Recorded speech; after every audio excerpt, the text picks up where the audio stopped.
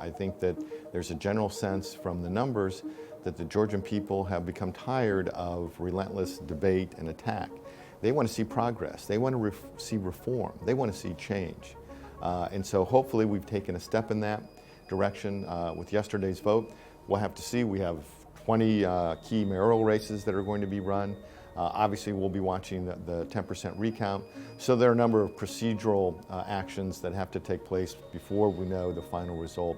But certainly, we're hopeful that Georgia will continue to build democratic processes and democratic institutions. Well, in my view, this was all about the Georgian people, first of all, exercising their constitutional right to vote for local officials. And secondly, to me, it's a signal that the Georgian people are demanding responsive governance. They've elected people to Sacrabillos and to mayoral offices because they want to see local governments accountable to them, provide services to them, and be responsive to their wants and needs.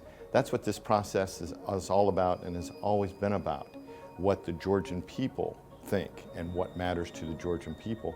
And I think the turnout and the way that people conducted themselves demonstrate that the Georgian people now that they've cast their votes will get through these runoffs, but they now expect these elected officials to work together on the city councils and at the mayoral level to help solve their problems.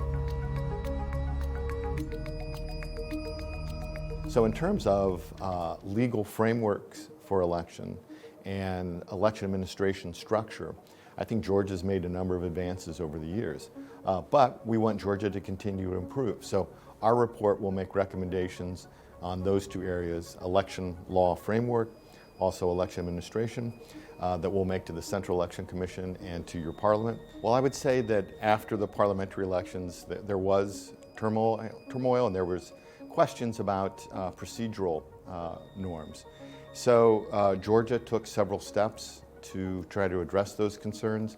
Number one was the imposition of a 10% recount. They took other steps to try to address these irregularities.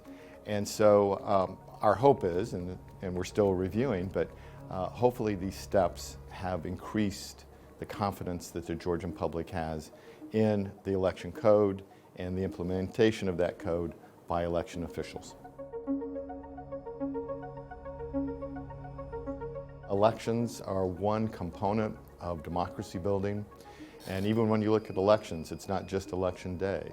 It's what takes place during the campaign period, what takes place on election day, and importantly, what takes place immediately after the elections. So our hope is, and I think the hope of the Georgian people is that now that the politics has ended, at least temporarily, in the campaign, once we get beyond these runoffs, that different people from different parties are going to sit on city councils and collectively build consensus and work together to serve the interests of the Georgian people.